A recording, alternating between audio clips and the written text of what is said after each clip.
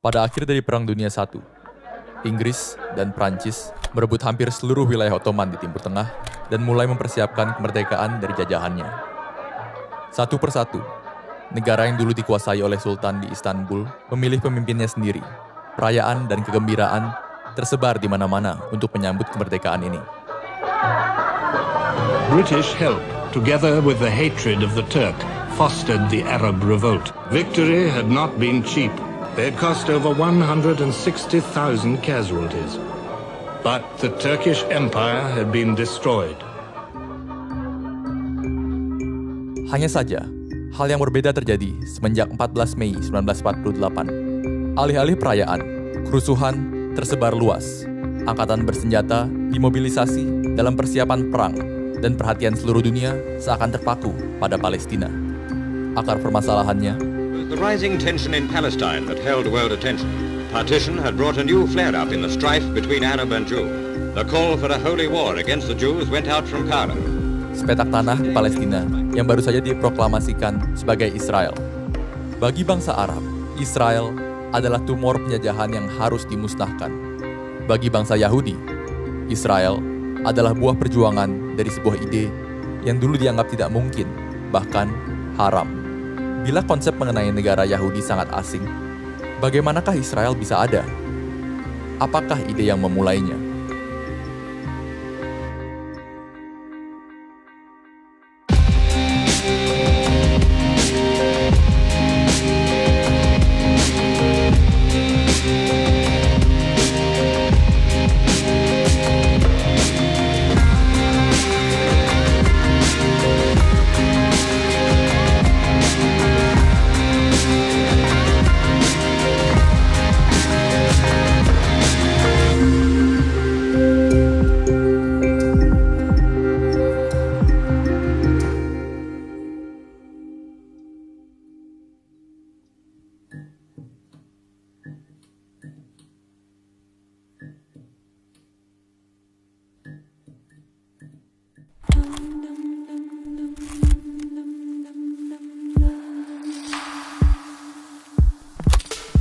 Pada awal abad Masehi, Romawi menduduki Judea. Setelah bangsa Yahudi memberontak dan gagal, Romawi menghancurkan kuil penyembahan dan mengusir sebagian besar penduduknya ke seluruh Eropa. Di Eropa, mereka disebut sebagai orang Yahudi karena menganut agama Judaisme. Berdasarkan kepercayaan bangsa Yahudi, Mesias atau Juru Selamat akan datang dan mempersatukan mereka semua kembali ke Yerusalem.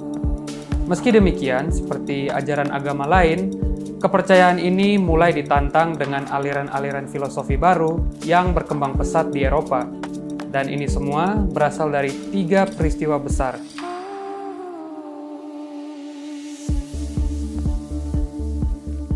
Ketiga hal tersebut mengakibatkan 2 hal. Pertama, pemisahan agama dan kehidupan publik. Kedua, peperangan di Eropa semakin memantik perasaan nasionalisme. Akibatnya, orang Yahudi di Eropa dipaksa untuk melupakan tradisi mereka demi mengasimilasikan dirinya dengan masyarakat Eropa. Berkat asimilasi, orang Yahudi mulai melupakan ajarannya.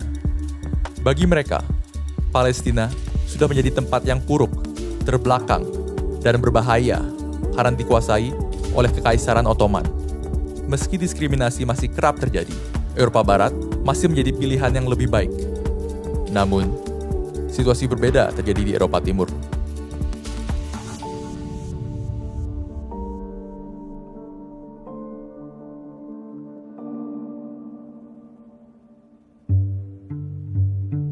Di Eropa Timur, di mana nilai-nilai liberalisme belum terasakan, diskriminasi terhadap Yahudi jauh lebih mematikan.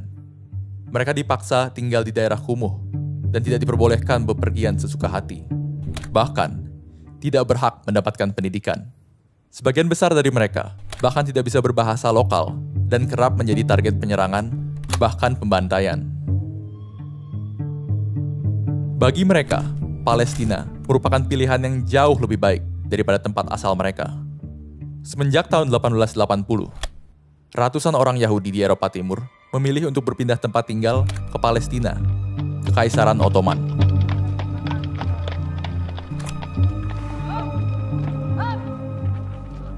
Hanya saja, rencana untuk imigrasi massal ini dilakukan tanpa perencanaan yang matang.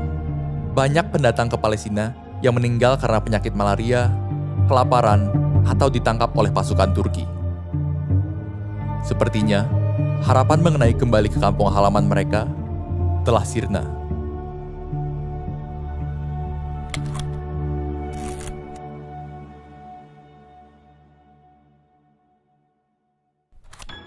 Pada tahun 1891, seorang jurnalis ditugaskan untuk meliput peristiwa politik di Perancis. Jurnalis ini bernama Theodor Herzl. Setelah meliput berbagai serangan terhadap bangsa Yahudi di Perancis, Herzl mengambil sebuah kesimpulan pahit. Bangsa Yahudi akan tetap dianggap sebagai pendatang dan dianaktirikan dimanapun mereka berada. Tak peduli bahwa mereka sudah terasimilasi, menganut agama lokal, bahkan menjadi bagian dari angkatan bersenjata negara itu. Bagi dia, bangsa Yahudi tetap akan dibenci di mana saja mereka berada. Dengan demikian, satu-satunya solusi adalah memiliki negaranya sendiri. Herzl merasa bahwa imigrasi ke Palestina saja tidak cukup, bahkan berbahaya. Hal pertama yang harus dilakukan untuk mendirikan negara Yahudi adalah memastikan dukungan dari negara Eropa yang besar terlebih dahulu. Setelah mendapatkan perjanjian resmi untuk membentuk sebuah negara, barulah imigrasi massal bisa dimulai. Disinilah ideologi Herzl bertentangan jauh dengan ajaran Judaisme. Apabila Judaisme didasarkan dengan agama yang menantikan keselamatan dari Mesias, ideologi Herzl didasarkan dengan nasionalisme Yahudi. Herzl merasa bahwa bangsa Yahudi tidak bisa menunggu terlalu lama. Bangsa Yahudi menurutnya harus mengambil alih takdir mereka dan segera membentuk negara di Palestina. Ideologi Herzl inilah yang kemudian dinamakan sebagai Zionisme. Dan mulailah Herzl menyebarkan ideologinya. Pada tahun 1897, dia mengumpulkan tokoh Yahudi dari seluruh Eropa dalam Kongres Zionis pertama. Rencana yang ditawarkan Herzl mendapatkan banyak dukungan dan penolakan. Bagi mereka yang menentang Zionisme, membuat sebuah negara bagi bangsa Yahudi akan melanggar kitab Taurat, di mana hanya Mesiaslah yang bisa mempersatukan bangsa pilihan Tuhan. Namun, Herzl tidak menyerah. Dia mulai mendekati beberapa petinggi dari Jerman yang dekat dengan Kekaisaran Ottoman. Setelah mendapatkan dukungan mereka, barulah dia beranjak ke Kekaisaran Ottoman. Untuk meminta sepetak tanah tersebut, dia menawarkan bantuan keuangan bagi Kekaisaran Ottoman. Namun, Kekaisaran Ottoman yang sedang menghadapi banyak tantangan dari Eropa tidak ingin memberikan seinci pun tanah di Palestina. Sekali lagi, Herzl tidak menyerah. Akibat dari gagalnya Herzl meyakinkan Kekaisaran Ottoman, dia mulai mendekati musuh dari Kekaisaran Ottoman, Rusia dan Inggris. Meskipun gagal untuk meyakinkan Rusia, Herzl mendapatkan tawaran wilayah dari Inggris. Wilayah tersebut bukan berada di Palestina, melainkan Uganda. Dan tentu saja, tawaran tersebut ditolak. Lebih naasnya lagi, Herzl tidak pernah hidup untuk melihat impiannya tercapai. Pada tahun 1904, Theodor Herzl meninggal dunia.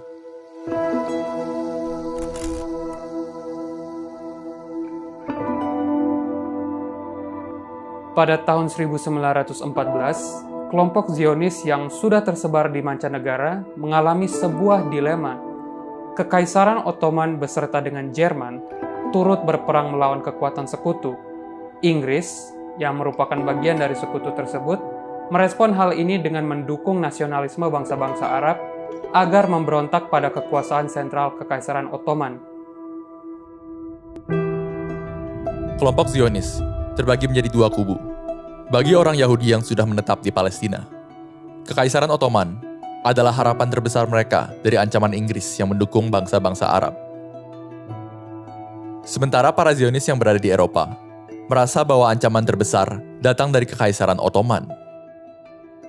Maka dari itu, Inggrislah yang harus didukung. Salah satu dari Yahudi Eropa yang mendukung Inggris adalah seorang ilmuwan bernama Chaim Weizmann.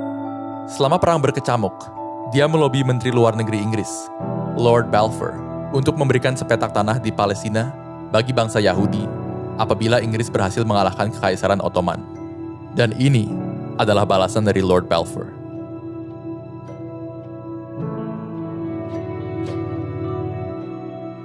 Empat tahun kemudian, yakni pada tahun 1918, Inggris terbukti berhasil mengalahkan Kekaisaran Ottoman. Dan tidak hanya itu, dia diberikan mandat oleh Liga Bangsa-Bangsa untuk berkuasa di atas seluruh tanah Palestina. Dan dengan kekuasaan ini, Inggris mulai mengambil kebijakan yang seakan mengingkari janjinya dengan bangsa Yahudi. Pada tahun 1921, Inggris membentuk kerajaan Transjordan, dan kerajaan ini bukan bagi negara Yahudi. Tanpa disangka, pengingkaran janji ini memantik nasionalisme ekstrim di bangsa Arab Palestina yang menghendaki kemerdekaan serupa, dan juga di sisi Yahudi yang semakin tidak mempercayai Inggris dan membenci bangsa Arab. The moment of Arab liberation was poisoned by conflict between the different Allied promises. The problems of victory remained for others to solve. Konflik antar masyarakat Arab dan Yahudi di Palestina semakin meningkat hari demi hari, di mana kedua belah pihak saling menyerang satu sama lain. Dengan meningkatnya kekerasan, seorang ekstremis bernama Vladimir Jabotinsky membentuk sebuah milisi Yahudi bernama Haganah. Jabotinsky percaya bahwa negara Yahudi tidak boleh menerima bangsa Arab karena sudah banyak negara Arab di Timur Tengah. Dia juga percaya bahwa bangsa Yahudi juga tidak boleh mempercayai bangsa manapun, termasuk Inggris. Dengan meningkatnya kedatangan Yahudi dari Eropa, kekerasan pun turut bertambah. Pada tahun 1939, Inggris mulai kewalahan akan konflik antar Arab dan Yahudi di Palestina. Dan Inggris memutuskan untuk menghentikan imigrasi Yahudi ke Palestina. Hanya saja tahun 1939 merupakan tahun yang sangat menakutkan bagi bangsa Yahudi. Jerman baru saja dikuasai oleh partai Nazi yang berambisi memburu dan memusnahkan seluruh orang Yahudi di dunia. Bukan hanya itu, pandangan ekstrim dari Vladimir Jabotinsky pun mendapat banyak dukungan dari orang-orang Yahudi. Bahkan mereka yang awalnya ingin hidup berdampingan dengan bangsa Arab di Palestina turut terkontaminasi dengan kebencian ini. Kelompok teror Yahudi pun mulai terbentuk, seperti Irgun dan Lehi untuk menyerang, bahkan melakukan pembunuhan perwira-perwira Inggris yang dianggap menghambat imigrasi Yahudi ke Palestina. Mereka juga menebar teror di populasi Arab.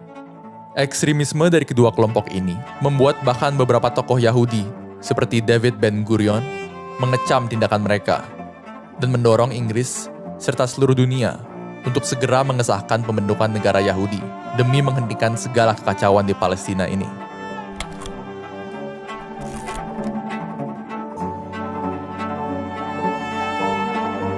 Inggris semakin muak akan kekacauan di Palestina dan memilih untuk menyerahkan Palestina ke tangan Perserikatan Bangsa-Bangsa.